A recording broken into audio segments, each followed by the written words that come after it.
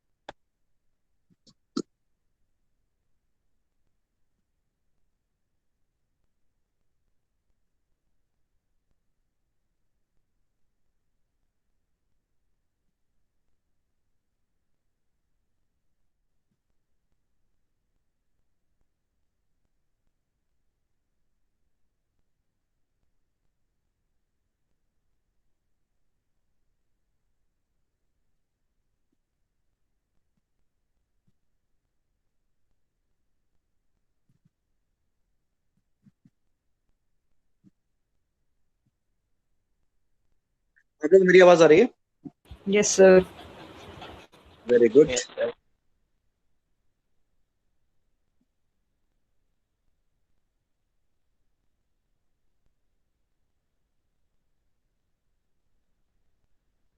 Okay, आपको ये figure नजर आ रही है? सर आपकी स्क्रीन नहीं दिख रही। No sir. मेरी स्क्रीन नहीं नजर आ रही? No sir. क्या नजर आ रहा है? सर वो आपकी पिक नजर आ रही है। ब्लैक। स्क्रीन ब्लैक नजर आ रही है? Yes sir. Yes sir. Sir simple होती है ना वैसे नजर आ रही है आपकी पिक। एक मिनट।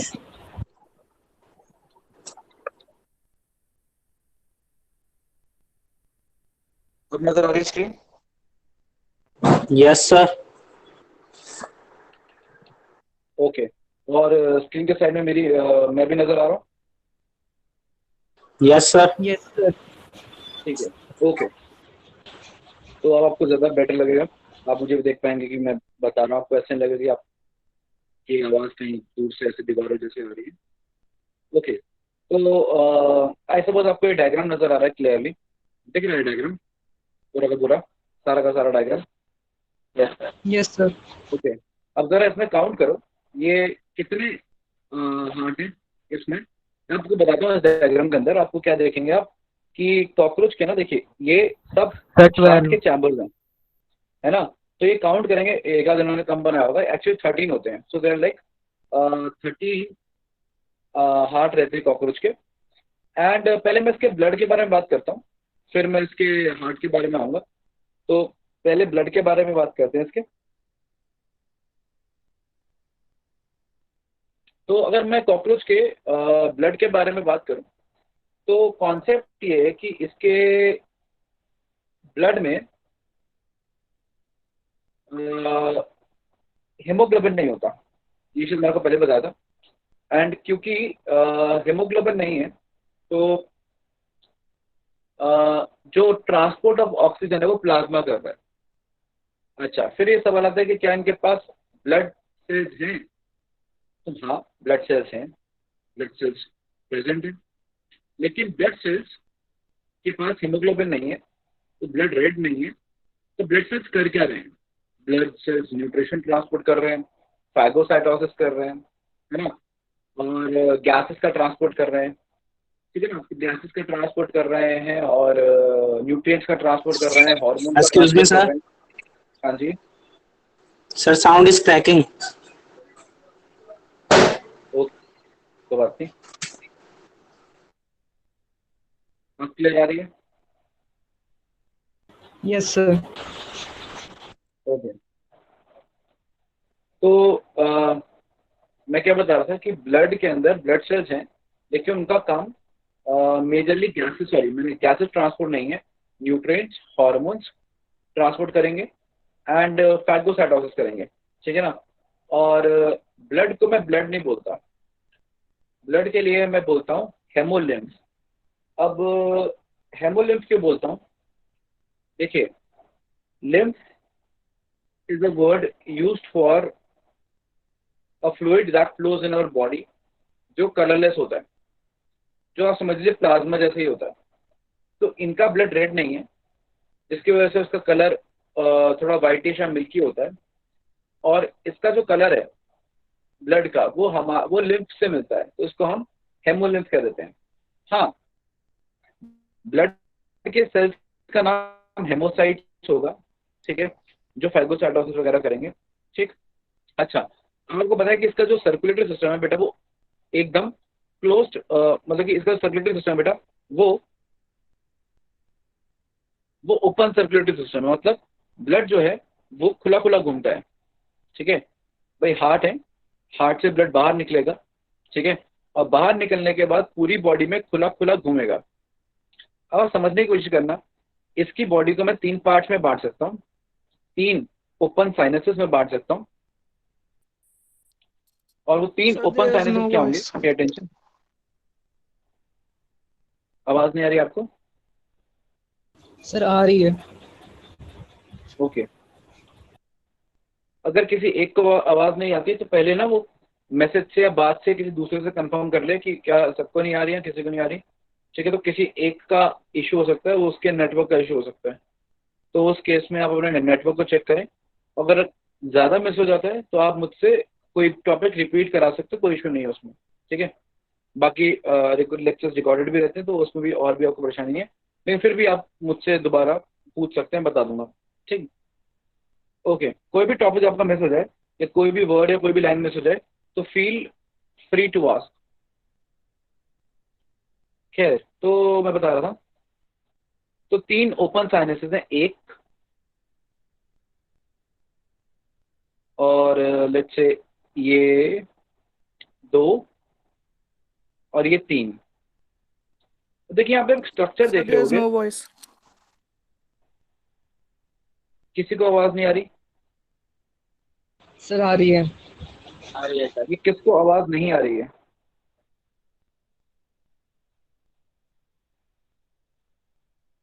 ये जिसको आवाज नहीं आ रही है उसको मैसेज कर दो कि उसी को आवाज नहीं आ रही है, बाकियों को आ रही है जरूर।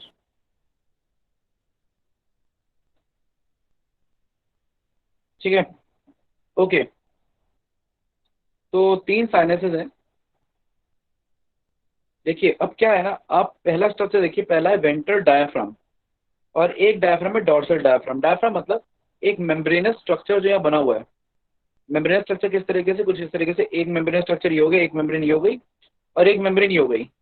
अब दो मेम्ब्रेन होने की वजह से बॉडी डिवाइड हो गई तीन पार्ट्स में। एक मेम्ब्रेन के उस तरफ वाला, वेंट्रल डोर्सल डायफ्राम के ऊपर वाला, और दूसरा डोर्सल डायफ्राम वेंट्रल डायफ्राम के बीच में जो सेकंड पार्ट, सेकंड नंबर दी जिसको, और तीसरा जो वेंट्रल डायफ्राम के नीचे है। तो तीन ओपन स्पेसेस हो गए, इनको हम तीन साइनसेस बोलते हैं। ये सारी इंफॉर्मेशन एक्स्ट्रा एनसीईआरटी में इतना नहीं दिया है।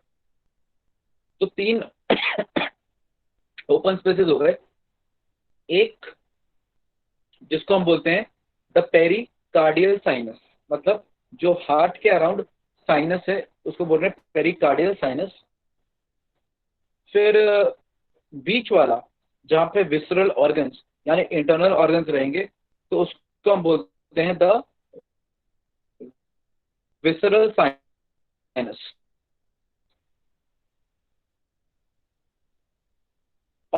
सर अब वॉइस नहीं आ रही। और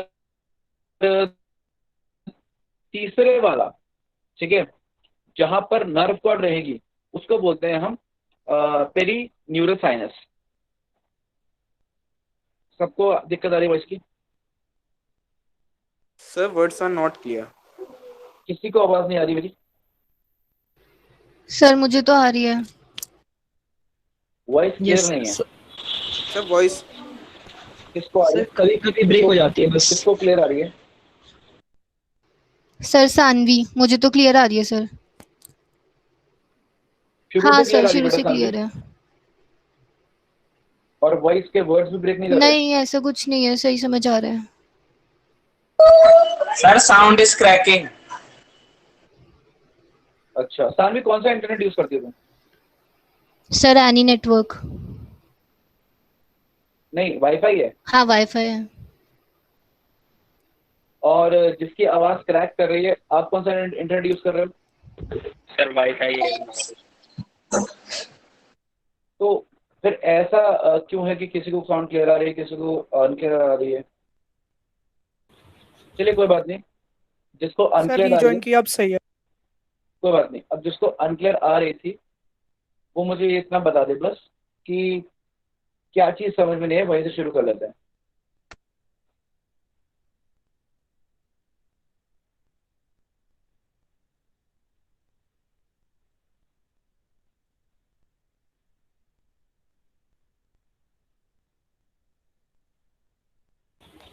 सर फर्स्ट वाले रीजन का नाम क्या था?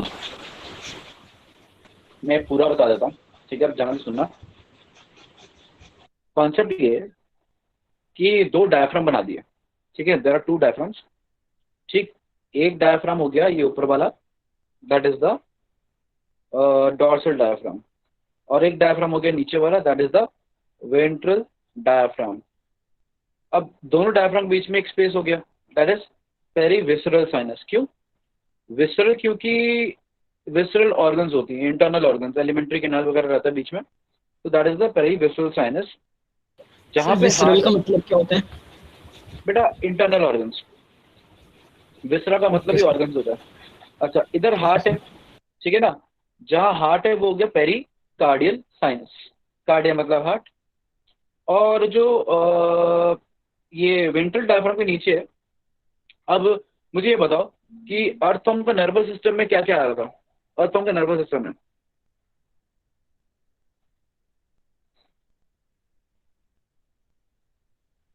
अर्थों के नर्वस सिस्टम में क्या क्या आ रहा था, याद है? अर्थों का nervous system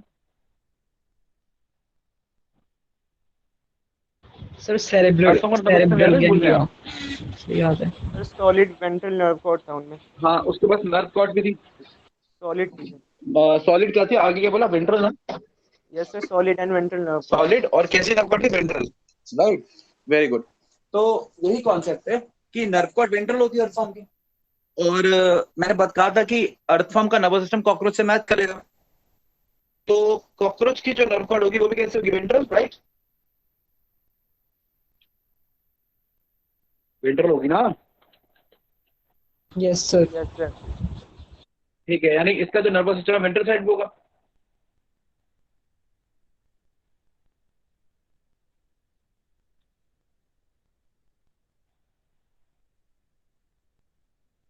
nervous system ventral side पे होगा ना?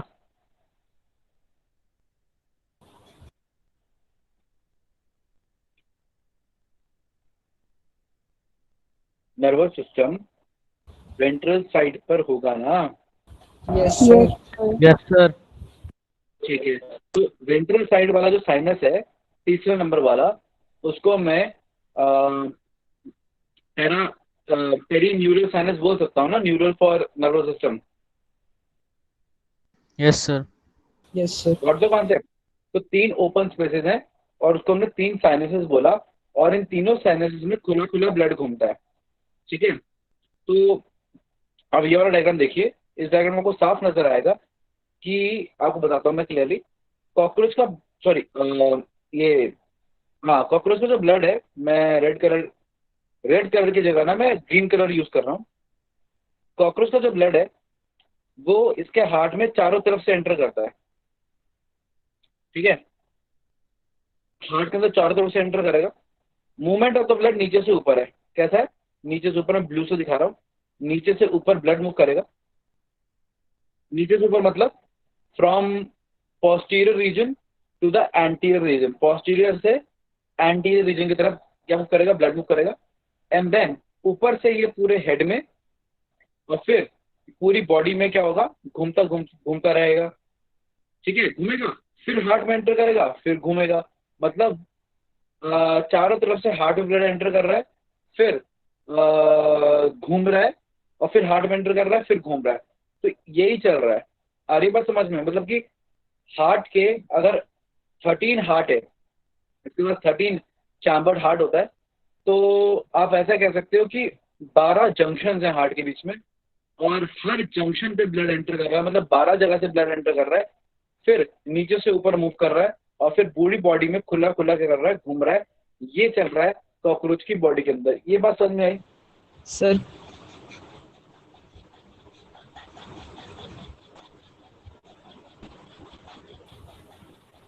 हाँ बोलो, क्या समझ में नहीं आया? सर इसके हार्ट कितने, 13 है या 1 है? मैं बता रहा हूँ।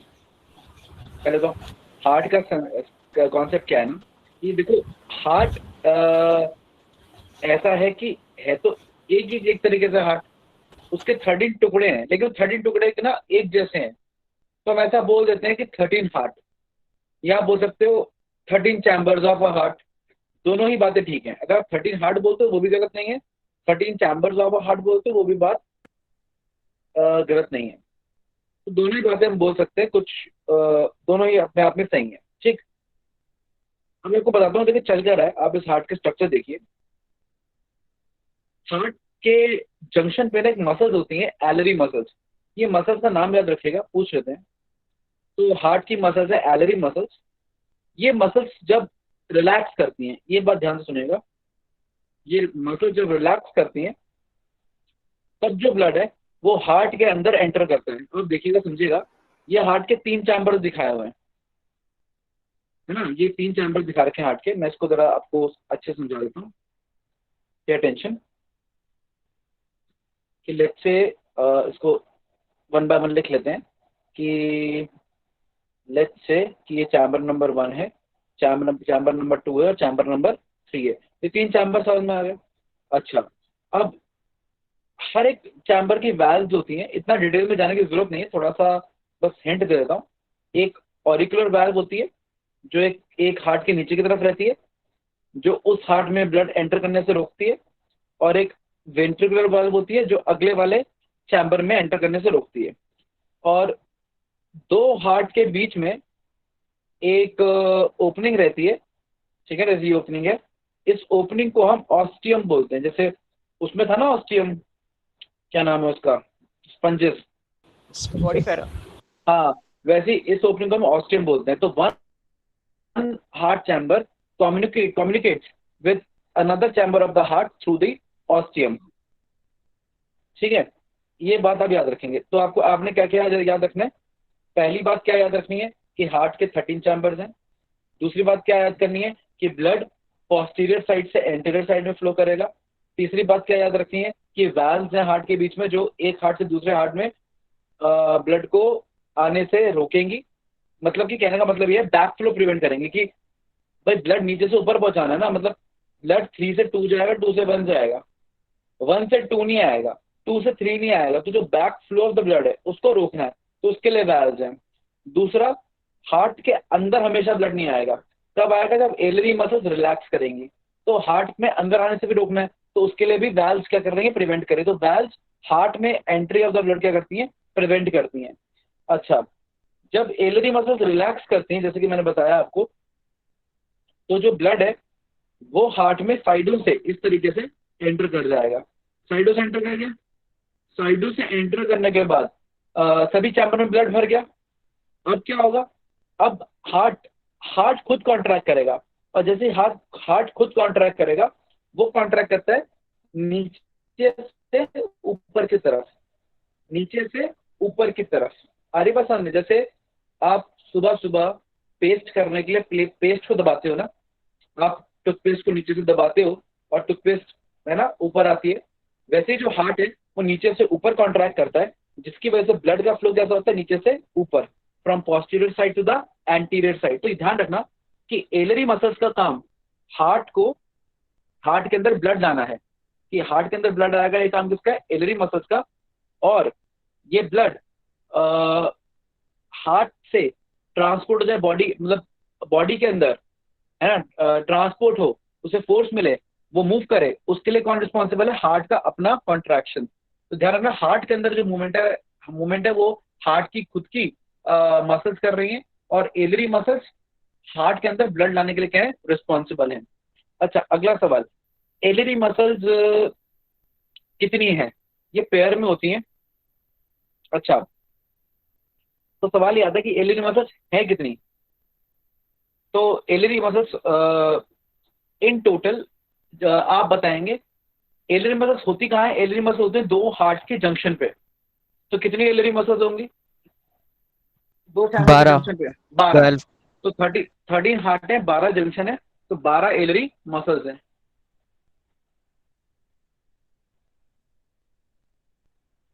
सर 12 है या 12 पेयर्स?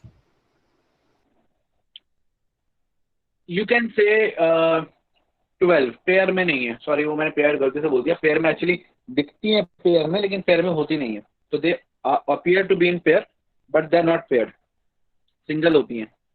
ठीक है, okay sir. Okay. So that's all about circulation. I suppose आपको हार्ट पता लग गया, आपको ब्लड पता लग गया, ब्लड पता लग गया, हार्ट पता लग गया, क्या रह गया? क्लियर है? सर एक Yes, चीज sir. पूछनी है। सर्कुलेटरी सिस्टम, आगे बात करें। हाँ, दो चीजें पूछो। सर जो ब्लड फ्लो है वो एंटीरियर टू पोस्टीरियर है या पोस्टीरियर टू एंटीरियर? मतलब समझ नहीं आ रहा, क्योंकि नीचे से ऊपर है तो वो एंटीरियर टू पीछे पोस्टीरियर नहीं होना से आगे चाहिए। क्या होता है?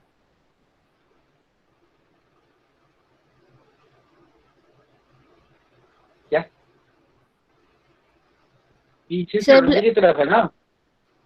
हाँ। तो पोस्टीरियर टू एंटीरियर हुआ ना, टेल नहीं, जो पोस्टीरियर होगी कि साइनसिस मुंह में होता पोस्टीरियर है। होगा?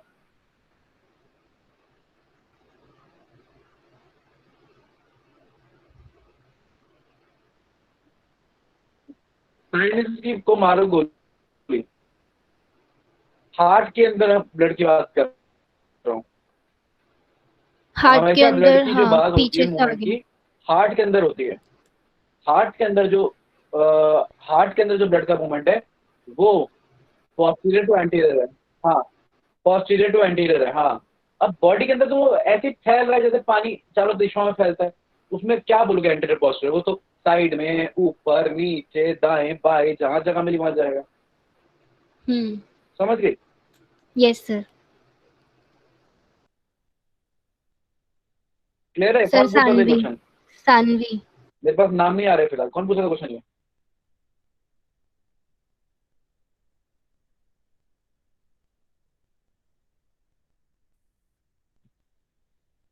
ठीक है सानवी, और किसी को कोई डाउट? सर ये अरे जो डाउट पूछते हो तो मैं नाम एलियरी बता देगा, क्योंकि मसल्स होती है। जब मैं प्रेजेंट कर रहा होता हूँ स्क्रीन तो मुझे आप लोगों के नाम नहीं दिखते। चलिए आगे सर बात करते हैं। आगे क्या सर बचा हमारे पास? सर्कुलेटरी सिस्टम में कोई और डाउट? सर एक डाउट था। तो कुछ कह रहा था, पूछो। सर हाँ जो ये कौन? सर मैं हाँ जी, शुभम। कौन? शुभम। हाँ जी, आवाज आ रही है मुझे, बताइए।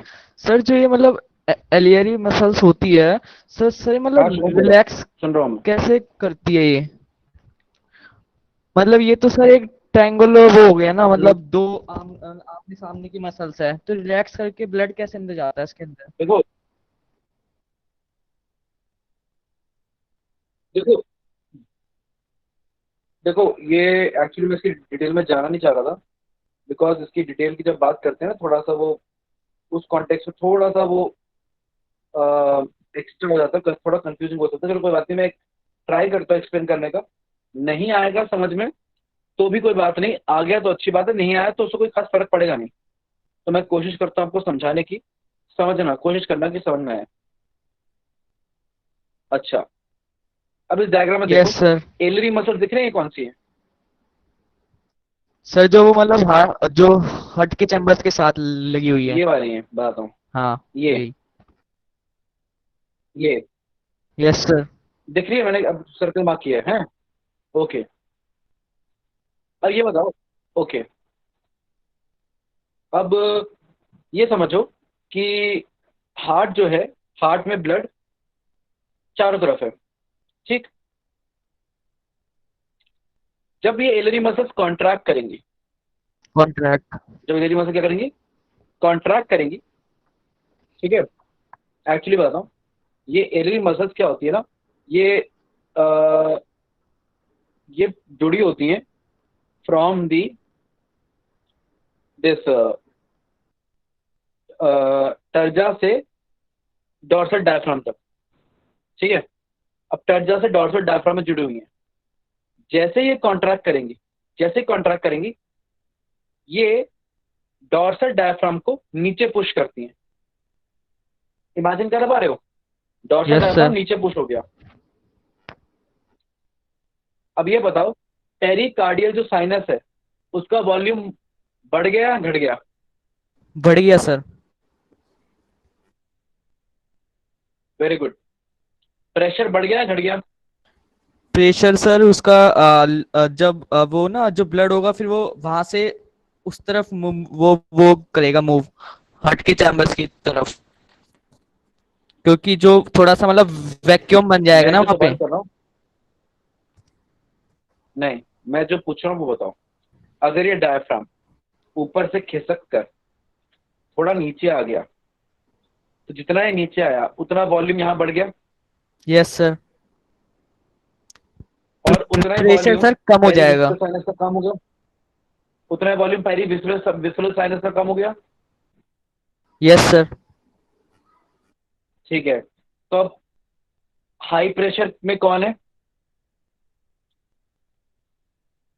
सर हाई प्रेशर में सर जो वैसे बाहर का ब्लड है जैसे कि सर जो पेरिविस्कस साइनस है। पहली न्यूरल साइन। हाँ यस सर। देखो मैं बताता हूँ, एक लॉ है, सुना होगा, तुम्हारे केमिस्ट्री का है, बॉयल्स लॉ। प्रेशर सुना is Boyle's law? Inversely proportional. Sir वो हाँ, वाला प्रेशर इज, चैप्टर नहीं हुआ अभी।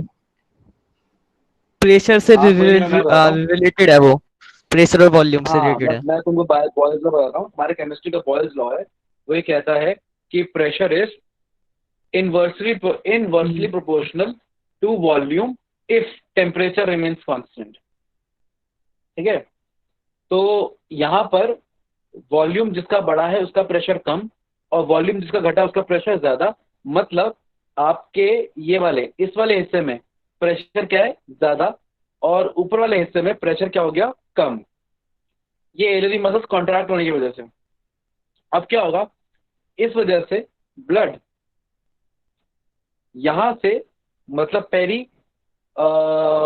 विसरल से पेरिकार्डियल साइनस में आ जाएगा। तो पेरिकार्डियल साइनस खूब सारा ब्लड से भर जाएगा। Clear point? आ रही बात समझ में? कब भरा ये, जब एरियरी यस मसल सर। कॉन्ट्रैक्ट करी। लेकिन ये साइनस भरा है, हार्ट नहीं भरा, ठीक है। अच्छा, ब्लड यहाँ पे क्यों आ पाया? क्योंकि ये जो डॉर्सल डायफ्राम होता है, इसमें पोर्स होते हैं, छेद होते हैं, जिसकी वजह से ब्लड पेरीविस्फरल से पेरिकार्डियल साइनस में आ जाता है। तो हार्ट के पास जो ओपनिंग्स हैं, मतलब आसपास जो स्पेस है, वहां ब्लड भर गया, ठीक है, एलरी मसल्स कॉन्ट्रैक्ट करने की वजह से। अब मान लो एलरी मसल्स वापस रिलैक्स करी, तो क्या होगा? जो सर वहां पे वो ब्लड इकट्ठा है वो हार्ट के चैम्बर्स के अंदर चले जाएगा। पर एग्जैक्टली सर अब वहां। की बार, एक मिनट रुक जाओ, पेरिकार्डियल साइनस का प्रेशर फिर से बढ़ जाएगा, और जैसे ही ये प्रेशर बढ़ा, ठीक है, वैसे ही जो ब्लड है आसपास वो कहाँ जाएगा, क्या करेगा, वो फिर जो जगह मिलेगी वहां घुसेगा। कौन सी जगह मिलेगी, हार्ट का ऑस्टियम मिला तो प्रेशर से उसके अंदर घुस जाएगा। तो इसलिए मैं कहता हूँ कि हार्ट में ब्लड लाने के लिए एलियरी मसल्स का रिलैक्सेशन रिस्पॉन्सिबल है। तो एलियरी मसल्स को आप देखो, जो डायग्राम आपको एनसीईआरटी में दिखा रखा है वो डायग्राम सामने से है, ये जो डायग्राम में दिखा रहा हूँ ये साइड से है। एलियरी मसल्स इस तरीके से रहती हैं, लाइक दिस, जैसे ब्लू कलर से बनाई है, ऐसे रहती हैं, ठीक है। और परपेंडिकुलर। जब आप हाँ जी, परपेंडिकुलर, ठीक है। इसीलिए आपको ये नजर आ रही है इस तरीके से। डायग्राम आप देखिए तो ये आपको नजर ऐसे आ रही है, ये सामने से दिखाया हुआ है। समझ आ रही है बात समझ में? ये यस जो सर। एनसीईआरटी डायग्राम है ये सामने से है, और ये जो मैंने बताया वो साइड से बताया है, इसलिए ये थोड़ा कंफ्यूजन होता है। Got the concept? Yes sir, आगे समझ में। ओके,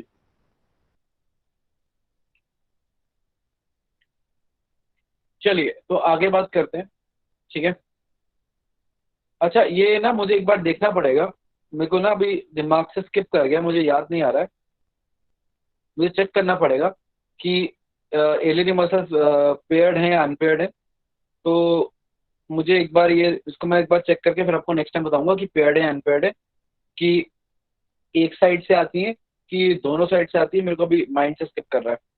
चलिए, अब बहुत टाइम हो गया मेरे को इसको टॉपिक को चेक किए हुए। मैं आपको एक बार वापस सर रिवाइज ये करवाता हूँ, ठीक। वो ना सर, मैंने मतलब किताब के अंदर पढ़ा था, तो ना ये पेयर्स में होती है। हाँ, एलियरी वही मसल्स वही 12 मैं, पेयर्स में होती हाँ, है।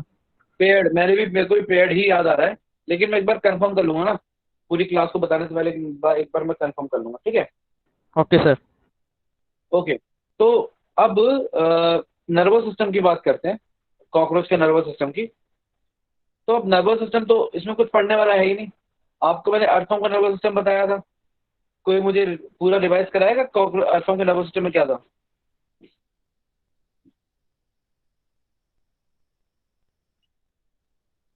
Yes anybody? सर। क्या था?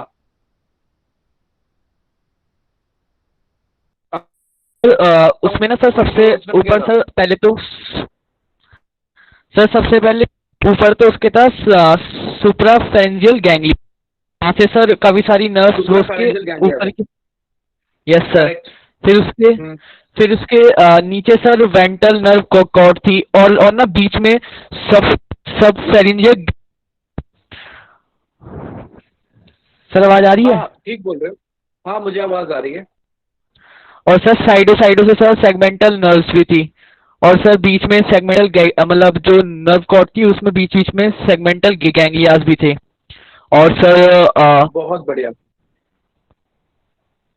बस एक बार माइक बंद कर लो, मैं वापस रिवाइज कराता हूँ। सही बोल रहे हो तुम, एकदम करेक्ट है। तो जैसा कि क्या नाम तुम्हारा? Shubham sir.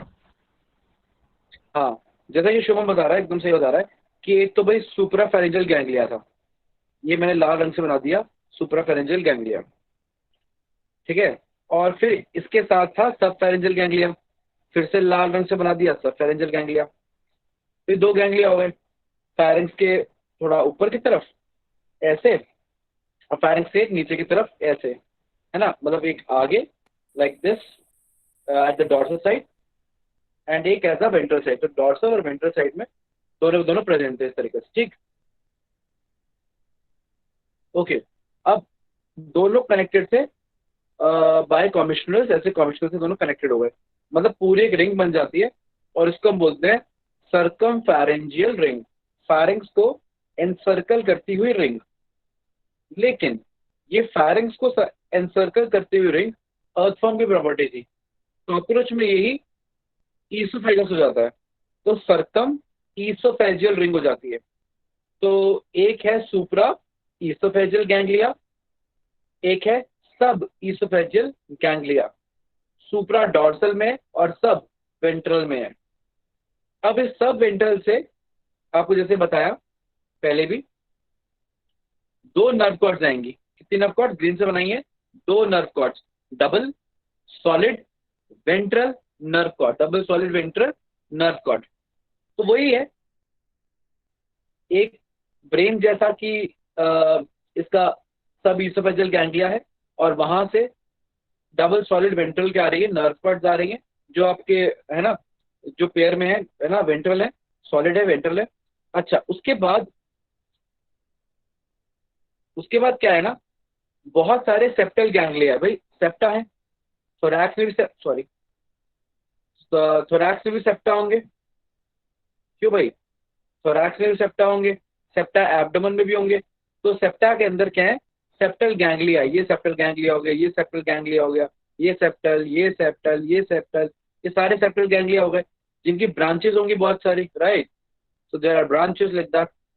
So these are branches from the septal ganglia moving towards the entire body in the similar manner as in your body, right? As a spinal cord, from a spinal cord originates so many nerves. All the nerves which are like, which constitute your peripheral nervous system actually originate in this spinal cord known as spinal nerves. They're like 31 pairs. तो वैसे ही इनके nerve cord से बहुत सारी nerves हैं, neurons हैं, जो पूरी बॉडी में क्या हो रहे हैं, ट्रांसपोर्ट हो रहे हैं। अब एक बहुत ही इंपॉर्टेंट चीज, वो बताने से पहले मैं आपसे कुछ चीज पूछना चाहूंगा। You must be remembering I told you about the spirals of the cockroach, the respiratory system of the cockroach.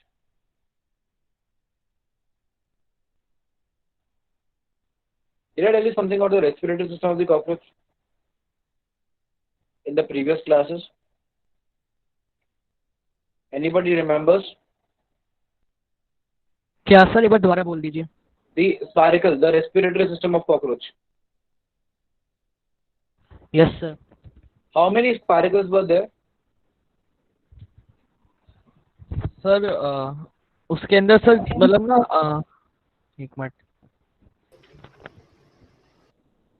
Sir मैं बताऊं? 20। हाँ, कोई भी बताओ, लेकिन एक एक करके। 3 pairs, sir, 2 pairs in thorax, 8 pairs in abdomen. ये 10 कौन बता पेयर्स रहा है? होते हैं टोटल। ठीक सर है, बार बार जो आवाज भी कट बता रही रहा है है, ना इसलिए। हाँ कोई बात नहीं, अपने अपने माइक बंद कर लीजिए। तो यही आपको बताया गया था कि there are 10 pairs, 2 in thorax, 8 in abdomen, right? तो वैसे ही the septal ganglia, they are also like 8, they are not like 10 pairs, but they are like 8 pairs. Oh sorry, 9 pairs, not pairs, there are 9. तो septal ganglia 9 होते हैं, ये याद रखना आप। वो 10 की जगह कितने होते हैं, 9 होते हैं, there are 9। और 9 का डिस्ट्रीब्यूशन कैसे है, 9 are distributed like 3 in thorax and 6 in abdomen। तो 3 thorax में है और 6 abdomen में है द सेप्टल गैंग्लिया। तो 3 thorax में कौन से हैं, एक प्रोथोरैक्स में, एक मीजो में, एक मेटा में, तीनों thoracic सेगमेंट में एक। एब्डोमेन के अंदर 1 में है, 2 में है, 3 में है, 4 में है, 5 में नहीं है, 6 में है, 7 में है।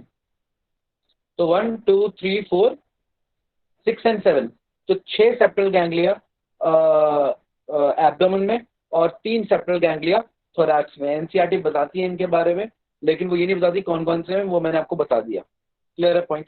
स्पाइरकल्स के बारे में एनसीईआरटी में नहीं दिया हुआ, स्पाइरकल्स भूल जाओ, कोई बात नहीं, इनका रेशियो याद रखना। अब एक बड़ी इंटरेस्टिंग चीज़ है, आपने सुना होगा, कभी आपने किताबें पढ़ी होंगी, जैसे कई स्टूडेंट को शौक होता है कि पहले पढ़ लेते हैं, या स्कूल की क्लास में सुना होगा। सर स्पाइरकल्स के थोड़ा बता रखा है। क्या सर स्पाइरकल्स के थोड़ा बता रखा है इसमें। बेटा, स्पाइरकल्स कितने होते हैं ये एनसीईआरटी में नहीं बताया हुआ। स्पाइरकल्स 10 पेयर है, ये एनसीईआरटी में नहीं दिया हुआ। स्पाइरकल्स है, लेकिन स्पाइरकल्स कितने पेयर है ये नहीं दे रखा। सर 10 स्मॉल पेयर्स दे रखा था सर, उसमें अभी आज ही मैंने पढ़ा। क्या कह रहे हो? सर 10 पेयर्स होते हैं, उसमें दे रखा है सर, आज ही पढ़ा मैंने। एनसीईआरटी में दिया हुआ है? Yes sir. नहीं, एनसीईआरटी में नहीं है। सर 2 8 abdomen ये नहीं दे रखा, लेकिन 10 टोटल है, ये दे रखा है। अच्छा, आई डोंट रिमेम्बर एनसीईआरटी में ऐसा कुछ दे रखा है, इज देयर? चलिए कोई बात नहीं, मैं उसको फिर नेक्स्ट टाइम चेक कर लूंगा। हालांकि I have NCERT with me, मैं देख ही रहा था, बट कोई नहीं, इसको मेरे को अभी कुछ दिख नहीं रहा इसके अंदर, इसको नेक्स्ट टाइम चेक करते हैं। सर मैं लेकिन seven chapter I remember respiratory के बारे में कहाँ दे रखा है वो, प्लीज हमें बताओ। सर हाँ ठीक है सर, ये 10 पे दे रखा है। सेवन्थ Sorry, चैप्टर की बात ये कर दे रखा है 113 पेज, लास्ट पैराग्राफ।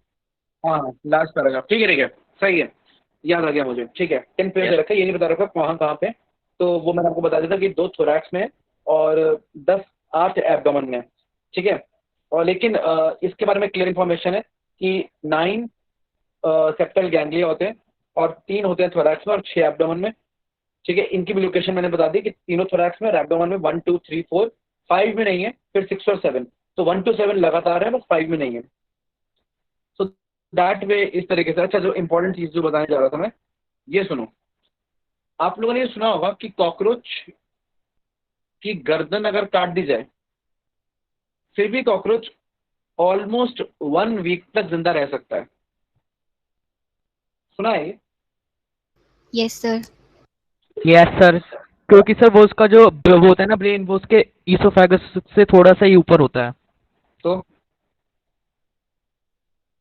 सर वो जब ही तो मरेगा जब जब जब उसका जो ब्रेन भी, जब हम अगर उसका ब्रेन हेड के अंदर होता तो जब हम उसको काटते तो उसका जब हम उसका ऊपर का पार्ट काटते, मतलब हेड को काटते, तो साथ में उसका ब्रेन भी कट जाता, जब ही तो वो मरता। पर जब उसका ब्रेन है उसके साथ ही, तो वो थोड़े टाइम तक और जिंदा रह सकता है ना। अच्छा मुझे एक बात बताओ, है ना, इंटरेस्टिंग बात है, बताना जरा, सोच के बताना मुझे, जिंदा रहने से रिलेटेड है। कोई इंसान कब मर जाता है? मैं कोई सर कब मर जब जाता उसकी है? When- हाँ जब उसकी जो हार्ट बीट होती है वो स्टॉप हो जाती है, जब उसका जो उसका पीपल होता है वो बिल्कुल डायलेट हो जाता है, और जब उसका पल्स रेट नहीं स्टॉप नहीं हो नहीं, जाता है। देखो इंसान की बात नहीं कर रहा मैं, जब तुमको उस बायोलॉजी समझाने की कोशिश कर रहा हूँ, समझते समझना, तेरे को बड़ा इंटरेस्टिंग है ये। आप बायोलॉजी के कॉन्टेक्स्ट से समझोगे ना चीज़ों को, तो ज़्यादा बेहतर डॉक्टर बनोगे। सोचना है इस बात को, when does a person dies, मतलब कि मरने के लिए क्या ज़रूरी है, क्या होगा कि आपके एक ऑर्गेनिज्म मर जाएगा, ऑर्गेनिज्म की बात कर रहा हूँ मैं, इन जनरलाइज्ड, कि क्या होगा जब एक ऑर्गेनिज्म मर जाएगा। सर बिना रेस्पिरेशन के। सर वो लाइफ प्रोसेस बंद कर देगा जब अपने। एग्जैक्टली। ये किसने बोला बिना रेस्पिरेशन के? कौन था ये? सर आकाश। आकाश। आकाश ने ना एकदम बड़ी इंपॉर्टेंट बात बोली, बड़ी इंपॉर्टेंट है ये बात, बड़ी इंटरेस्टिंग है, बड़ी इंपॉर्टेंट है कि एक पर्सन बिना रेस्पिरेशन के ही मरता है। मतलब कि सबसे ज्यादा जो चीज जरूरी है ना बॉडी में, वो है एनर्जी, है ना, कि चीजें चलती रहें, मेटाबॉलिक रिएक्शन होता रहे। जहां पे ये मेटाबॉलिक रिएक्शन होना जहां पर ये मेटाबॉलिक रिएक्शन होना बंद हो गया, वहीं पर एक इंसान मर जाएगा। और मेटाबॉलिक रिएक्शन चलता रहे, उसके लिए एनर्जी आती रहे, उस एनर्जी के लिए रिस्पॉन्सिबल है एरोबिक रेस्पिरेशन, यानी ऑक्सीजन। तो जब ये ऑक्सीजन आना बंद हो जाता है तो आप मर जाते हो। अच्छा, अब ह्यूमन के कॉन्टेक्स्ट में देखो कि भाई ह्यूमन क्यों मर रहा है।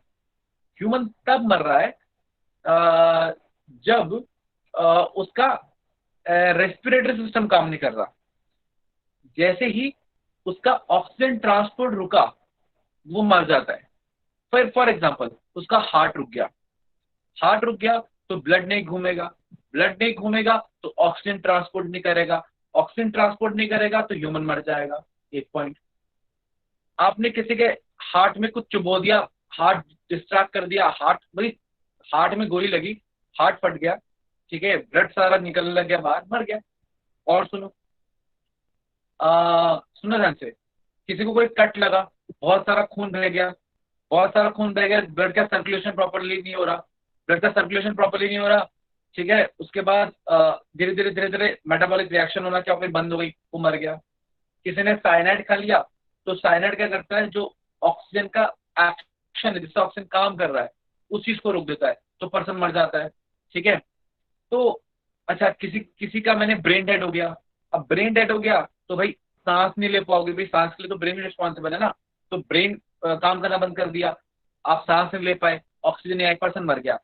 तो व्हेनेवर अ पर्सन डाइज, ठीक है, वो तब तक जिंदा रहता है जब तक उसकी सांसें चलती रहें। तभी तो हम ये करते हैं कि हाँ सुन लो पहले बात, कुछ तो बात करना। एक पर्सन मरने की हालत में, उसका हार्ट काम नहीं कर रहा, तो हमने आर्टिफिशियल स्टफ तरीके से उसका हार्ट चलाया, है ना, ओपन हार्ट लंग मशीन बोलते हैं। फिर अगर सांस नहीं ले पा रहा तो उसको हमने वेंटिलेटर पे डाल दिया, ऐसे सांस ले, जबरदस्ती तो उसको सांस देती। ठीक है, आ रही बात सामने। और मान लो हार्ट काम नहीं कर रहा था प्रॉपर्ली, तो हार्ट को भी आर्टिफिशियली पंप कराया, तो आर्टिफिशियली हार्ट पंप कराते रहो और सांस देते रहो, पर्सन की बॉडी रिएक्शन करती रहेगी, वो जिंदा रहेगा। और हाँ, एक और चीज जरूरी है, उसका टॉक्सिक मटेरियल कंटिन्यूसली निकालता रहना, किडनी ठीक से काम करती रहे, कि टॉक्सिक मटेरियल नहीं निकलेगा तो टॉक्सिक मटेरियल इकट्ठा होता रहेगा, वो फिर अल्टीमेटली उतने अच्छे से एनर्जी को यूटिलाइज नहीं होने देगा। तो ये सारी चीजें मिलकर जरूरी होती है। आ रही बात समझ में? तो इंसान का जो जिंदा रहना है, किसी भी ऑर्गेनिज्म का जिंदा रहना है, वो उसके ऑक्सीजन के ऊपर बहुत ज्यादा क्या होता है, डिपेंडेंट होता है और बहुत ही जरूरी होता है। अब किसी को कोई डाउट है तो पूछो।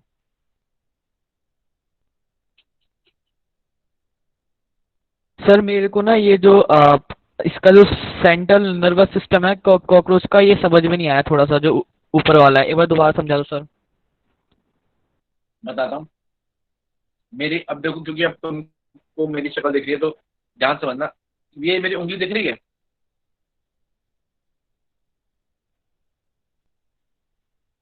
मेरी फिंगर दिख रही है? Yes sir. है ना? यस अब सर। मान लो ये जो मेरी साइड है, ये एक रिंग सी बन रही है। Okay sir. ये होगी डॉर्सल सुप्रा सुप्रा ये ईसोफेजियल गैंग्लिया। कौन सा गैंग्लिया ये? सुप्रा डॉर्सल सुप्रा ईसोफेजियल गैंग्लिया। मतलब डॉर्सल साइड में, डॉर्सल साइड में सुप्रा ईसोफेजियल, मतलब थोड़ा ऐसा है, ऊपर सुपीरियर है तो सुप्रा ईसोफेजियल बोल दिया। Clear point? आ रही है में? एक ये गैंग्लिया हो गया। Okay sir. बताओ। अच्छा, एक गैंग्लिया ये हो गया इस तरफ, दिख रहा है? तो एक नीचे की तरफ वेंट्रल साइड में और एक डॉर्सल साइड में। Got the concept? मतलब एक डॉर्सल और एक इस साइड है डॉर्सल साइड में, एक वेंट्रल, दोनों रिंग बन गई, जुड़ गया तो। Yes ring sir. बन गई ना पूरी? Yes sir. डॉर्सल वेंट्रल दोनों रिंग बन गई। Yes, इसोफेगस के अराउंड बनी है, इसको बोलते हैं circum oesophageal ring. Circum oesophageal ring. Clear point? Yes है ना? सर। ओके। अब ये जो वेंट्रल साइड वाला है, कौन सा वाला है? Ventral side. वेंट्रल साइड वाला, राइट? है ना? Yes sir. अब ये जो वेंट्रल साइड वाला है, मैं एक पेज बताता हूँ। हाँ देखो, मान लो आपको क्या बताया मैंने बेटा, एक हो गया डॉर्सल, एक हो गया नीचे वाला वेंट्रल, ठीक? वेंट्रल। अब ये जो वेंट्रल साइड वाला है, इसमें से दो नर्व कॉर्ड निकली, ठीक है? Yes sir. वेंट्रल वाले में से? ओके हाँ सर। वेंट्रल वाले में से, यानी सब वाले में, सब ईसोफेजियल वाला जो वेंट्रल साइड में है, ठीक है ना? तो ये दो नर्व कॉर्ड डॉर्सल साइड से निकली या वेंट्रल साइड से निकली? ये डॉर्सल साइड से निकली है, दो नर्व कॉर्ड निकली। Yes sir. डॉर्सल वाले से निकली कि वेंट्रल वाले से निकली? Sir ventral. डॉर्सल वाले से सर निकली या वेंट्रल। वेंट्रल साइड से? हाँ वेंट्रल से, ठीक है। तो ये डॉर्सल नर्व कॉर्ड कहलाएंगे, डॉर्सल नर्व कॉर्ड कहलाएंगे, वेंट्रल नर्व कॉर्ड। बस, तो double solid ventral nerve cord हो गई, जो वेंट्रल वाले से निकल रही है, वेंट्रल वाला डॉर्सल से जुड़ा हुआ है, पूरी एक सर वो डॉर्सल वाले से नहीं निकलती क्या कोई सी भी? नहीं, डॉर्सल वाला बेस में है, फिर वेंट्रल वाला आगे है, फिर आगे इस तरीके से निकली हुई है। Okay sir. सर ठीक है, आप सर ये सुप्रा इसोफेजियल गैंग्लिया है और ये सब इसोफेजियल गैंग्लिया ये दोनों कनेक्टेड किससे होते हैं बीच में? वो ये कमिश्नर होते हैं, मतलब कनेक्टिव होते हैं, उसको बोलते हैं ट्रांसवर्स कमिश्नर, मतलब कनेक्टिव्स बोलते हैं। कनेक्टिव वो न्यूरॉन्स ही होते हैं, वो न्यूरॉन्स एक सर तरीके से होते हैं। आपको मैं एक मिनट समझा रहा हूँ, एक चीज बता रहा हूँ। हाँ जी बोलिए, सर वो सुन मैंने रहा ना हूँ। बुक में मतलब एक और वो पढ़ा था टर्म सर्कम ईसोफेजल कनेक्टिव, तो सर उसका काम क्या होता है? बेटा वो यही वो कनेक्टिव्स है ना, वो डॉर्सल और वेंट्रल को जोड़ रहे हैं।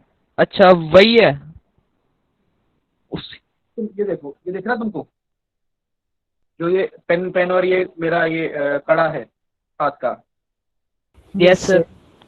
दिख रहा है, ये दिख रहा है। Yes sir. तो ये जो कड़ा है, इसको समझ लो ये नर्व रिंग है, और ये जो पेन लगा हुआ है ये आपका नर्व कॉर्ड हो गई। क्लियर? Yes sir. समझ लो किस तरीके से है। अब जो जिस जिस साइड से मैंने हाथ से पकड़ा हुआ है बेटा, वो डॉर्सल साइड हो गई, और जहां पेन लगा हुआ है बेटा, वो कौन साइड हो गई? वेंट्रल हो गई। हो गया ना पूरा हिसाब किताब? Got the concept? ऐसे हो गया ना, कॉकरोच ये ऐसे गिर गया लो, ठीक है। जहां से हाथ से पकड़ा है वो डॉर्सल हो गई, ऊपर वाली वेंट्रल हो गई, और ऊपर वाले साइड से ही नर्व कट जा रही है। क्यों? समझे नहीं समझे? Yes sir. फिर दोबारा बताऊं? आ गया सर। दोबारा बताने की जरूरत नहीं है? ओके। और अगर कोई डाउट है तो आगे फिर बात करेंगे।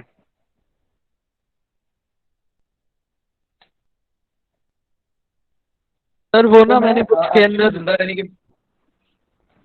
हाँ हाँ वही कनेक्शन, वो कनेक्शन का मतलब वो डॉर्सल और वेंट्रल के जो गैंग्लिया है, सब ईसोफेजियल उसको कनेक्ट कर रहा है, उसको उस तरीके से बोलते हैं। Okay commissioner sir. मतलब कनेक्शंस। कमिश्नर वर्ड जहां पे आए ना उसको कनेक्शन बोलेंगे। खैर, तो मैं जिंदा रहने की बात बता रहा था, ये बड़ा इंटरेस्टिंग है, ठीक है ना। हालांकि ये आपके एग्जाम से डायरेक्टली रिलेटेड नहीं है, मतलब कि एग्जाम से कोई नहीं पूछेगा कि ऑब्वियसली गर्दन काट दी तो क्यों जिंदा रह रहा है।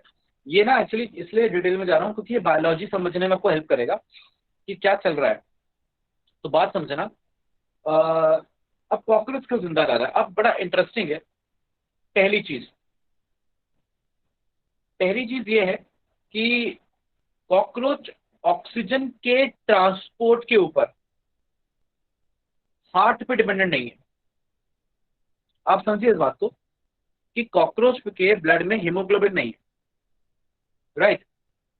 अब कॉकरोच के ब्लड में हीमोग्लोबिन नहीं है, मतलब उसका जो ब्लड है या प्लाज्मा है या ब्लड है, वो गैसेस के ट्रांसपोर्ट में कोई मदद नहीं कर रहा खास। मतलब circulatory system is not related to transport of gases.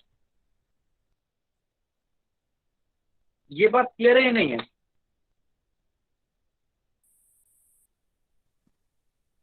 मेरी आवाज आ रही है? यस सर, क्लियर है सर। Yes sir. तुम हार्ट रुकने से इसलिए मर जाते हो क्योंकि तुम्हारा ब्लड पंप नहीं हो रहा, और ब्लड ऑक्सीजन ट्रांसपोर्ट करता है, तो ऑक्सीजन ट्रांसपोर्ट नहीं हो रही, इसलिए तुम्हारा हार्ट रुकता, तुम मर जाते हो। लेकिन कॉकरोच का हार्ट अगर रुक भी गया, ठीक है, तो कोई फर्क नहीं पड़ेगा उसको खास, क्योंकि उससे ऑक्सीजन ट्रांसपोर्ट नहीं हो रही, ठीक है ना। Blood is not responsible for the transport of oxygen.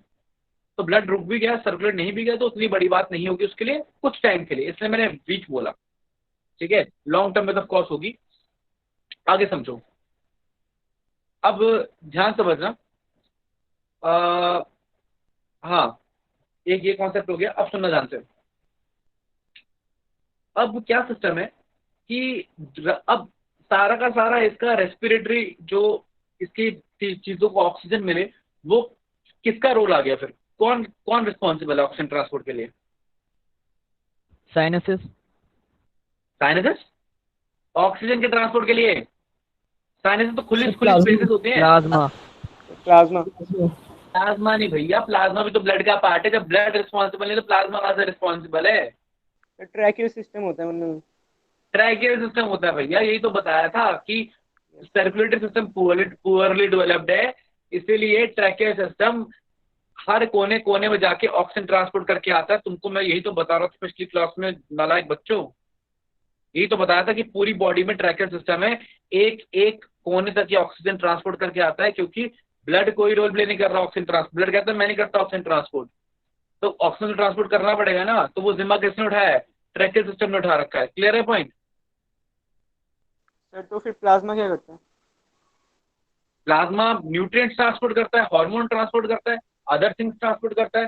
Cell जो उसके अंदर वो पैथोजेंस को किल करता है, सर, वो- फाइगोसाइटोसिस करता है, ओके सर, बाकी वो सारे थोड़ी काम बहुत करता है जो आपका ब्लड। ब्लड देखो इनका प्लाज्मा वो सारे काम करता है जो आपका ब्लड करता है, सिवाय ऑक्सीजन ट्रांसपोर्ट के। Okay sir. Clear? Yes sir. Sir sir हाँ जी। सर जब ब्लड पहुंचेगा ही नहीं तो सर एनर्जी के लिए जो ग्लूकोज वगैरह जो भी ये करेंगे यूज, तो उसका मतलब फिर वो भी नहीं पहुंचेगा, तो फिर ये इसको मरना तो चाहिए ना कॉकरोच को। अरे ब्लड तो वैसे खुला खुला घूम रहा है ना। अरे बात समझ में, अब सुन लो मैं पूरा बता रहा हूँ ना, तभी तभी वीक बोला, वरना तो आघात काल तक जिंदा रहता है ना कॉकरोच। एक हफ्ता इसलिए बोला गया, एक हफ्ता लिमिटेशन इसलिए लगाई गई है क्योंकि सिर्फ एक ऑक्सीजन का ही प्रॉब्लम नहीं है, तब तक सेल्स अपना पास जो ग्लूकोज है, अपने पास जो रिजर्व मटेरियल है फैट्स वगैरह, उसको इस्तेमाल करेंगे एनर्जी के लिए। ठीक है, तो इसलिए वीक बोला। उसके बाद तो वरना तो फिर अगर तो यही बात होती कि भाई जिंदा रह सकते अब तो आप तो हमेशा ही जिंदा रहता। अरे बात समझ में। अब आगे सुनो, अब कंट्रोल किसके पास आ गया? रेस्पिरेटरी सिस्टम के पास आ गया। अब रेस्पिरेटरी सिस्टम भी तो आपका ब्रेन ही चलाता है। आरी बात समझ में? तो गर्दन काट दी तो फिर रेस्पिरेटरी सिस्टम कैसे काम कर रहा है? नहीं समझे क्या पूछ रहा हूँ मैं? सर जो जो इनका रेस्पिरेटरी सिस्टम है वो तो बाय डिफ्यूजन भी तो हो जाएगा, तो उसमें ब्रेन नहीं। की इतनी जरूरत है ही नहीं। नहीं, हाँ ये सही है, ब्रेन की जरूरत नहीं है, लेकिन नर्वस सिस्टम की जरूरत है। इनका जो रेस्पिरेटरी सिस्टम की जो मसल्स है ना, वो सेंट्रल नर्वस सिस्टम के हाथ में नहीं है, वो पेरिफेरल नर्वस सिस्टम के हाथ में है।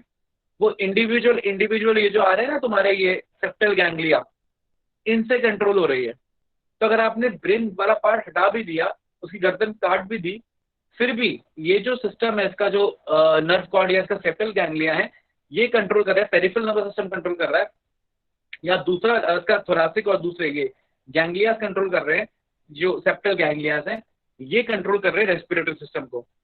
तो क्योंकि ये रहता है तो रेस्पिरेटरी सिस्टम काम करता रहता है, ऑक्सीजन इसके सेल्स को मिलती रहती है, और ये अपना ग्लूकोज से एनर्जी डिराइव करते रहते हैं। जब तक ग्लूकोज रहता है एनर्जी डिराइव करते हैं, उसके बाद फिर चीजें ब्रेक करते हैं, एनर्जी डिराइव करते हैं, और जैसे ग्लूकोज की रिजर्व मटेरियल खत्म हो जाएगा तो फिर ऑक्सीजन भी क्या कर लेगा। इसलिए लगभग 6-7 दिन तक जब तक ये काम चला सकते हैं तब तक ये काम चलाते हैं, और अपना मेटाबॉलिज्म स्लो कर लेते हैं। स्लो करने से क्या होता है कि मेटाबॉलिज्म स्लो हो गया तो कम एनर्जी की जरूरत है, तो इसलिए हफ्ता भर जिंदा रह पाते हैं, इसलिए हफ्ता लगाया। अगर मैं बोलता कि इनको रिजर्व मटेरियल मिलता जा रहा है, ग्लूकोज मिलता जा रहा है, और ऑक्सीजन तो गर्दन काटने से कोई फर्क नहीं पड़ रहा, फिर तो ये जिंदगी भर जिंदा रहते, हमेशा जिंदा रहते, है ना, आज तक जिंदा रहते। लेकिन हफ्ता के लिमिट इसलिए है क्योंकि रिजर्व मटेरियल थोड़ा लिमिटेड रहता है और टॉक्सिसिटी बढ़ती रहती है, क्योंकि ब्लड नहीं मूव करेगा तो टॉक्सिसिटी बढ़ती रहेगी, और साफ भी नहीं होगा, वो एक्सक्रीटरी प्रोडक्ट भी प्रॉपर्ली काम नहीं रिमूव नहीं होंगे, तो बाकी चीजें नहीं होती रहती, इसलिए लिमिट क्या है? हफ्ते की है। आ रही बात समझ में? सर ब्लड क्यों नहीं मूव करता? हाँ जी। सर ब्लड क्यों नहीं मूव करता? बेटा हार्ट नहीं पंप होगा ना, हार्ट एलरी मसल्स काम नहीं करेंगी ना, वो ब्रेन के कंट्रोल में है। अच्छा, एलरी मसल्स काम नहीं करेगी, वो ब्रेन के कंट्रोल में है, हार्ट काम नहीं करेगा। ठीक है ना, न्यूरोजेनिक हार्ट है इनका, वो काम नहीं करेगा। हार्ट काम नहीं करेगा तो ब्लड मूव नहीं करेगा। ठीक है, सिर्फ ऑक्सीजन आती रहेगी, तो उससे हफ्ते भर तक तो जिंदा रहेंगे, उसके बाद जिंदा नहीं रह पाएंगे। इसलिए कॉकरोच की गर्दन काट भी दी जाए तो वो हफ्ते तक जिंदा रह पाता है। Got the concept?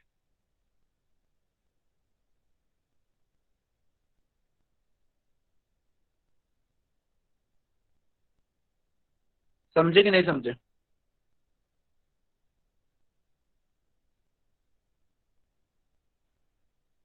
आप लोगों को मेरी आवाज आ रही है?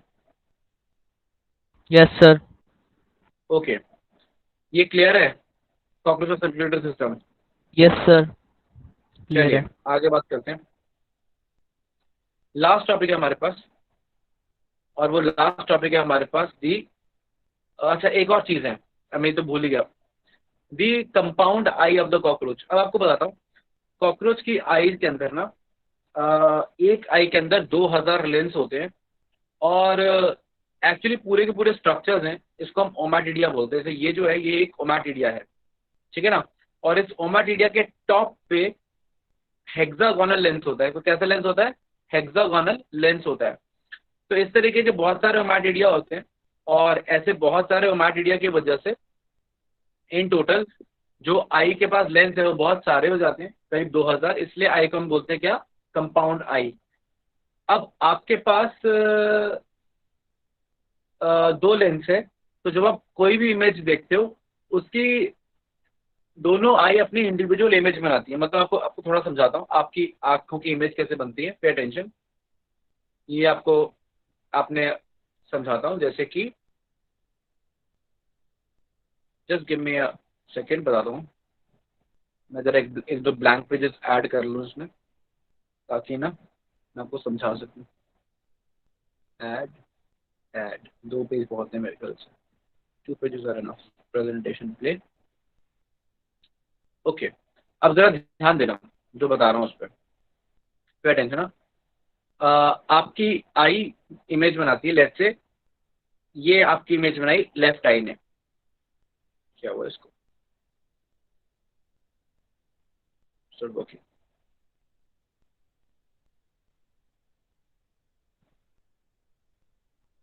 ओके, दोबारा समझिएगा। ये आपकी क्या प्रॉब्लम है, पेन क्यों नहीं चल रहा भैया?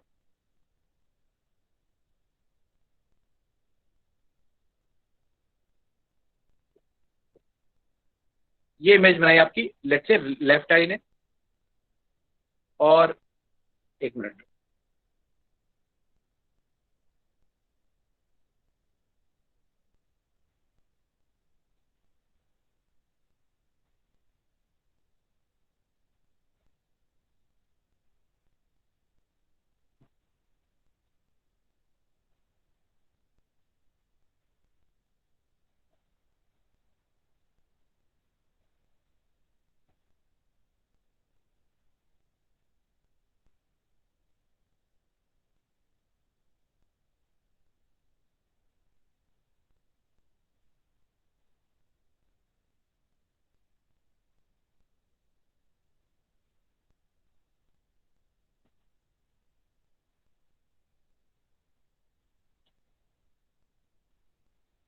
Okay, pay attention. क्या परेशानी है इसको?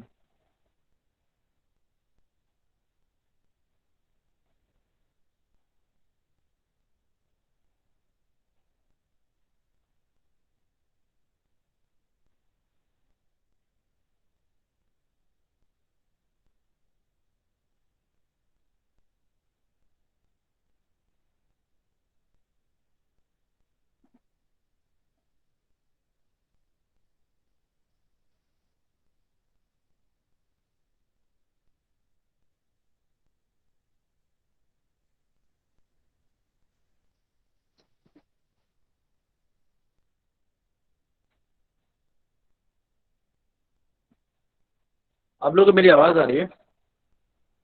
Yes sir. Yes sir. I don't know why ये पेन की, ये प्रेजेंटेशन की पता नहीं इंक पेन नहीं काम कर रहा। I don't know why it is not working. I really don't know क्या प्रॉब्लम है इसको। एक बार मैं पूरी प्रेजेंटेशन को बंद करके ना दोबारा से खोलता हूँ। Presentation number 13 and there are some blank pages right here.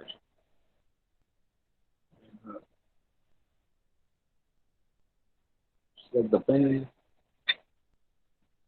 It's not working, कुछ इशू हो गया। एक मिनट, को अभी छोड़ देते हैं उसको, नेक्स्ट टाइम समझेंगे। अभी अभी इसको आगे मैं आपको थोड़ा समझाता हूँ। एक्चुअली आवाज आ रही है ना? Yes sir. ओके, तो आप जब कि आपकी आंखों की जब इमेज बनती है ना, तो आपके दो लेंस ना दो इमेज बनाते हैं। मान लीजिए आप अपने ये आंखों के सामने एक पेन रखोगे, तो आप उसे जब दोनों आंखों से देख रहे हो तो आपको सामने नजर आ रहा है, ठीक है। आप अपनी लेफ्ट आई बंद करो और उस पेन को देखोगे तो आपको वो थोड़ा राइट में नजर आएगा, ठीक है। मतलब आपने एक पेन लिया और ठीक सामने रखा उसको, और फिर लेफ्ट आई बंद करी तो थोड़ा सा लेफ्ट में नजर आया। आपने जैसे ही राइट आई बंद करी वो आपको थोड़ा सा राइट में नजर आया। मतलब पेन की जो पोजीशन है, मतलब आपने पेन देखा सामने, लेफ्ट आई बंद करी तो उसकी जो पोजीशन है वो अलग होगी, और जब राइट आई बंद करी तो उसकी पोजीशन क्या होगी, आपको अलग नजर आएगी। अरे बात समझ। तो इसका मतलब ये है कि आपकी दोनों आई उस पेन की इमेज बना रही है, और उसके बाद फिर दोनों इमेजेस को ओवरलैप करके देखा जा रहा है, ठीक है। अब क्या होता है कि आपकी जो इमेज बनती है, ठीक, वो जैसे अब ये चल रहा है, एक इमेज, एक पार्ट ये बनाया एक राइट आई ने, ठीक है, और एक इमेज बनाई किसने, लेफ्ट आई में। तो कुछ जो हिस्से हैं आपकी आंखों के सामने वो आपकी सिर्फ राइट आई देख रही है, और कुछ हिस्से हैं जो सिर्फ आपकी लेफ्ट आई देख रही है, और बीच में कुछ ऐसी चीजें हैं जो एकदम क्लियर नजर आ रही हैं जो आपकी दोनों आई देख रही हैं, ठीक है, मिला के इमेज बना रही हैं। तो जो मिला के इमेज बना रही है वो ज्यादा क्लियर है, वो आपकी एकदम क्या होता है, सामने होता है, जिसको हम फोकस करना कहते हैं, ठीक है ना। तो किसी ऑब्जेक्ट पर आपने फोकस किया मतलब दोनों आंखें उसी की इमेज बना रही हैं, वो भी क्लियरली। तो बीच वाला होता है। अब ये जो बीच वाला हिस्सा है जो इमेज है उसको बोलते हैं सुपर पोजिशन इमेज, और ये जो इंडिविजुअल इमेज बनाई है इसको बोलते हैं एपोजिशन इमेज, ठीक है। अब क्योंकि आपकी दोनों आंखें सामने हैं, ठीक, इसकी वजह से आपकी जो इमेज बनती है बीच में वो ज्यादा शार्पर बनती है, सुपर पोजिशन बनती है, सामने बनती है, और एपोजिशन उतनी एक आंख लेफ्ट में एक आंख राइट में है, जिसकी वजह से जो उसकी इमेज है वो कैसी बनेगी, एक ये और दूसरी ये। अब दोनों आंखें अलग अलग डायरेक्शन होने की वजह से एक गाय ज्यादा एरिया कवर कर पाती है। मतलब जो परव्यू है गाय का, गधे का, काऊ का, बफेलो का, ठीक है ना, इसको बोलते हैं मोनोकुलर विजन। ये ज्यादा एरिया कवर कर पा रहे हैं, लेकिन जो क्वालिटी ऑफ द इमेज है वो उतनी अच्छी नहीं है। तो जो सुपर पोजिशन की क्वालिटी होती है वो ज्यादा अच्छी होती है, इसलिए हमारी इमेज कैसे बनती है, शार्प बनती है। अब कॉकरोच का क्या चक्कर है, कॉकरोच बड़ा इंटरेस्टिंग ऑर्गेनिज्म है। उसकी जो कंपाउंड आई है बेटा, उसकी आई में बहुत सारे लेंस हैं। हमारे तो दो ही हुए ना, दो भी किसमें है हमारे, मतलब एक आई में एक ही लेंस है, टोटल दो लेंस है। इसके 4000 हो गए, 2000 एक तरफ 2000 दूसरी तरफ। खैर दोनों आई अपोजिट साइड में, तो हम एक ही आई की बात करते हैं। एक आई जब इमेज बनाएगी तो जो पर्सन होगा जिसकी इमेज बन रही है उसकी इमेज ऐसे ही बहुत सारे टुकड़ों में बनेगी, और ऐसे टुकड़ों में बनने वाली इमेज तुम क्या बोलते हैं, मोज़ेक इमेज। लेकिन इमेज मोज़ेक है, बहुत सारे टुकड़ों में बन रही है, लेकिन इमेज एपोजिशन है, मतलब कोई भी पार्ट दूसरे के ओवरलैप नहीं कर रहा। आगे बात समझ में, मतलब हर लेंस की अपनी इंडिविजुअल इमेज बन रही है। कोई भी हिस्सा जो कॉकरोच देख रहा है ऐसा नहीं कि वो दो मिला के देख रहे हो। तो कोई भी दो लेंस की इमेज सुपरपोज नहीं होती। इमेज कैसे बनती है, एपोजिशन। तो आप याद रखेंगे mosaic and apposition image, APPOSITION type की इमेज बनती है। अब क्योंकि इमेज सुपरपोजिशन नहीं है, एपोजिशन है, इसलिए उतनी क्लैरिटी नहीं होती, ठीक है।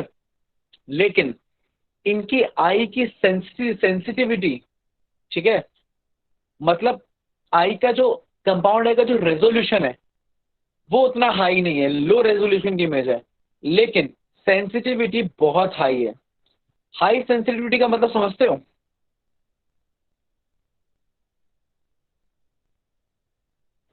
सर वो कम लाइट बेटा को भी हाई, सेंस कर लेता है। एग्जैक्टली देखो सेंसिटिविटी का सिंपल सी बात की जाए, कोई जैसे जनरल वर्ड बोलता है कि ये पर्सन बहुत सेंसिटिव है या इसकी स्किन बहुत सेंसिटिव है। स्किन बहुत सेंसिटिव का मतलब क्या है कि हल्का सा टच हुआ या हल्का सा कुछ भी लगा निशान पड़ गया। मतलब एक इंसान को निशान बनाने के लिए ज्यादा फोर्स लगानी पड़ रही है, तो स्किन क्या है, कम सेंसिटिव है। और जब स्किन ज्यादा सेंसिटिव होती है तो हल्का सा निशान भी क्या बन जाता है, इमेज बन जाती है, उधर इमेज कह रहा हूँ, फील हो जाता है। जैसे दांत में जब सेंसिटिविटी बढ़ जाती है तो जरा सा भी ठंडा गर्म फील होता है। तो हाई सेंसिटिविटी का मतलब कम स्टिमुलस में भी ज्यादा इंफॉर्मेशन पहुंचना। तो वैसे ही कॉकरोच की जो आई है वो सेंसिटिविटी में काफी हाई है, मतलब कम फोटॉन्स यानी कम लाइट में भी वो अच्छी इमेज बनाएगी। इसीलिए कॉकरोच रात में कम लाइट में भी बेहतरीन तरीके से देख पाते हैं, घूम पाते हैं। इसलिए वो नॉकटर्नल भी है, रात में निशाचर हैं। Clear point? तो दैट इज द पॉइंट। तो याद रखिएगा कि कॉकरोच के जो आईज हैं उसकी इमेज एक तो मोज़ेक बनती है। ये एक डायग्राम है जो बता रहा है मोज़ेक इमेज के बारे में कि बहुत सारे टुकड़ों में बन रही है, लेकिन अपोजिशन बन रही है, सुपर पोजिशन नहीं बन रही। अपोजिट मतलब कि कोई भी पिक्चर आपस में ओवरलैप नहीं करती है। और रेजोल्यूशन में वो लो है, मतलब क्वालिटी इतनी अच्छी नहीं है, लेकिन सेंसिटिविटी काफी कैसी है, हाई है। Clear point? आ रही बात समझ में? तो आज की क्लास में इतना ही है। अगली बार रिप्रोडक्शन ऑफ कॉकरोच पढ़ेंगे और फिर स्टार्ट करेंगे द मोलस्क का। किसी को कोई डाउट है तो वो मुझसे पूछ सकता है। सर जी सर। सर जो कंपाउंड आई में वो स्ट्रक्चर थे उनका नाम क्या था? ओमैटिडिया। देखो कंपाउंड आई का जो इंडिविजुअल स्ट्रक्चर है ना, उसको मैं ओमैटिडियम बोलता हूँ। Ommatidium, ommatidium is a singular, ommatidia is a plural. OMATIDIUM, ommatidium, this is singular. तो 4 ओमैटिडिया होंगे, एक ओमैटिडियम होगा। Got the concept? सर कितने होमोटिडिया होंगे? करीब 2000। Okay sir. सर देखो कॉकरोच वाला जो चैप्टर है ना, 7th वाला चैप्टर नंबर 7, उसमें कॉकरोच जो दे रखा है ना एनसीईआरटी में, एक मिनट, उसको बार बार पढ़ना, लाइन बाय लाइन पढ़ना, वर्ड टू वर्ड पढ़ना, काफी चीजें समझ में आएंगी। ठीक है ना? और अब अभी तक तुम पता कहाँ तक पढ़ सकते हो? रिप्रोडक्शन वाला पार्ट छोड़ देना, नर्वस सिस्टम तक का पार्ट पढ़ लेना, बाकी रिप्रोडक्शन को रीडिंग मार लेना भाई, जब पढ़ाऊंगा तो बेटर समझ आ जाएगा। तो ध्यान से ना एनसीईआरटी का की जो बातें हैं वो word to word, line to line बार बार पढ़ना है। कॉकरोच से 2 क्वेश्चन जनरली आते हैं, 8 नंबर है वो। और एक बार, अभी तो बहुत टाइम है तुम्हारे पास, 11th में हो, 12th में जाके फिर जाके नीट देना है, तो एक बार 11th में अच्छे से पढ़ लोगे, नोट्स बना लोगे, 12th में जाके एक बार उसे रिवाइज कर लोगे, एग्जाम से पहले एक बार देख लोगे, बस हो गया काम। हाँ बोलो मैम, रिकॉर्डिंग बंद कर सकते हैं आप। सर हाँ जी। सर वो जो प्लाज्मा होता है वो बिल्कुल भी गैस ट्रांसपोर्ट नहीं करता उसका, कॉकरोच का। देखो देखो मैं बताता हूँ। अब एक बार ट्रैकल सिस्टम से निकला तो हवा में उड़ के तो जाएगा नहीं, प्लाज्मा में थोड़ा सा डिजोल्व होकर फ्री मूव करेगा। तो वो तो है कि टिश्यू डिजोल्व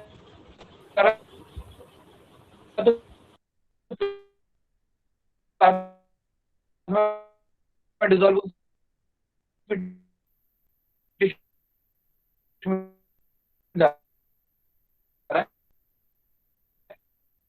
सर आपकी आवाज ब्रेक हो रही है। लेकिन हाँ मेजर रूल नहीं है। Okay sir.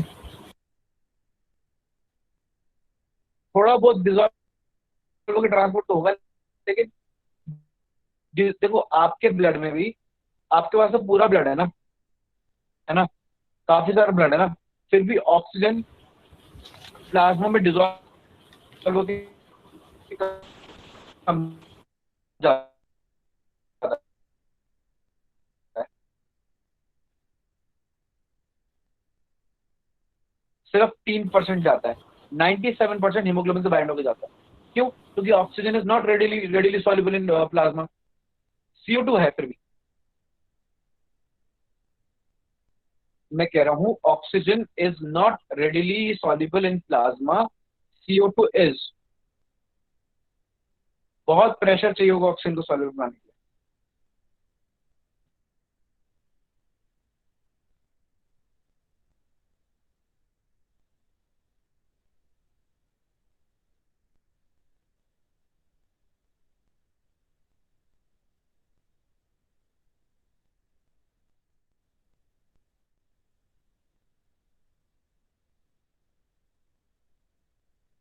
और कोई डाउट?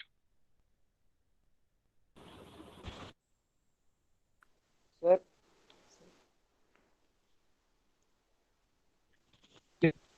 मेरी आवाज सर आ एक रही है डाउट है आपको?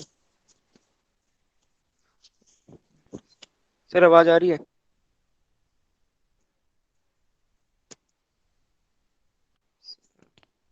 Yes sir. Yes sir. Sir एक डाउट है। बेटा आपको आवाज आ रही है मेरी? Yes sir. सर एक डाउट है यस सर, सर। आवाज आ यस रही है सर, आपकी। आ हाँ रही मैं कह है। रहा हूँ, डाउट है तो पूछ लो। हाँ डाउट बताओ, क्या डाउट है? सर ओमेटीडिया ही लेंस है ना उनका आई का, या कुछ अलग है? नहीं नहीं नहीं नहीं नहीं, ओमेटिडियम पूरा का पूरा स्ट्रक्चर है, ऊपर से लेके नीचे तक। ओके मतलब सर। तुम्हारी पूरी आई बॉल निकाल ली, वो पूरी यस। ओमेटिडियम है। लेंस उसका एक पार्ट है। अच्छा, तो लेंस 2000 से भी ज्यादा होंगे तो? भाई जितने ओमेटिडियम उतने लेंस, हर ओमेटिडियम के पास एक lens. Okay sir.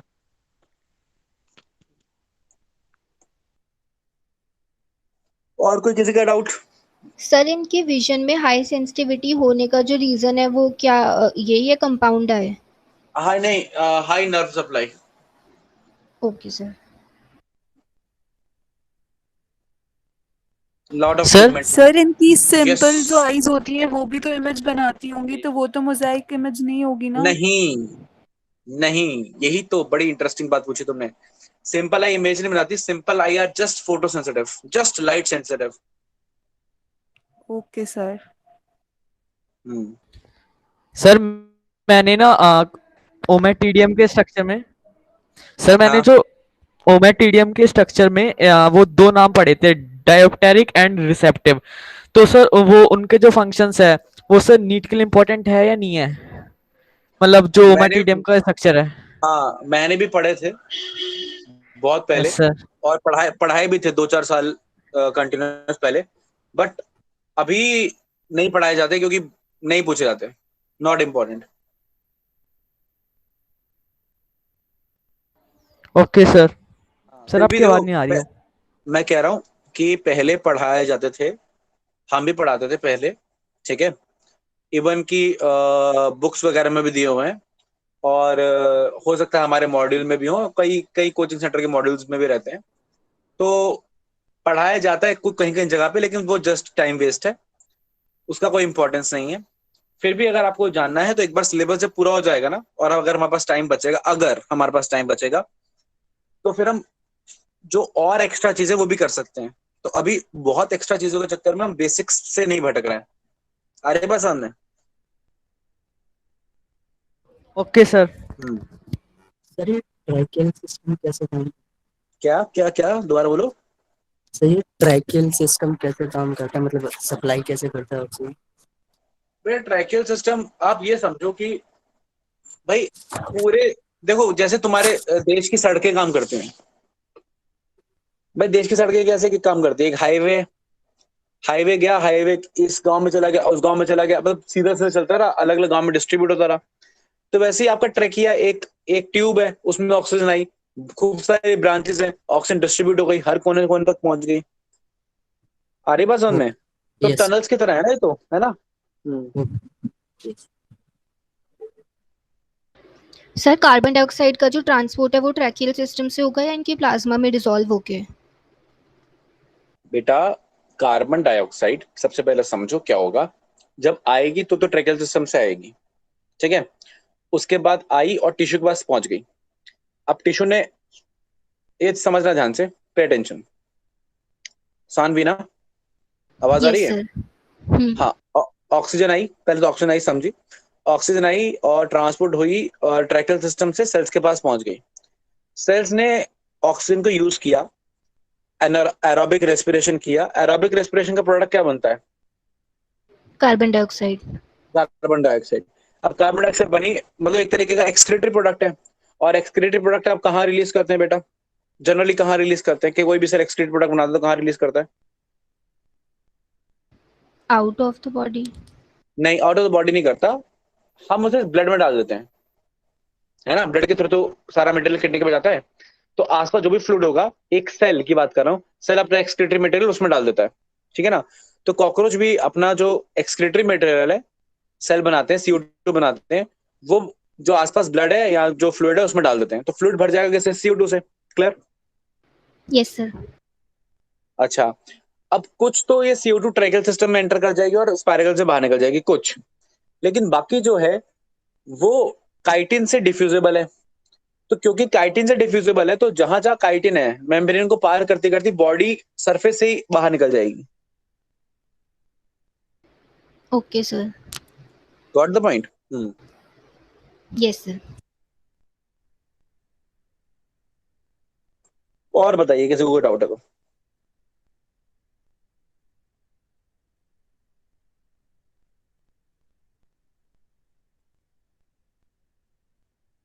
Anybody any doubt? 1? Anybody any doubts? 2? Anybody any doubt? 3? Time up. अब डाउट नहीं entertain करूंगा मैं। चलिए, that's all about today's class. See you in the next class. All the best.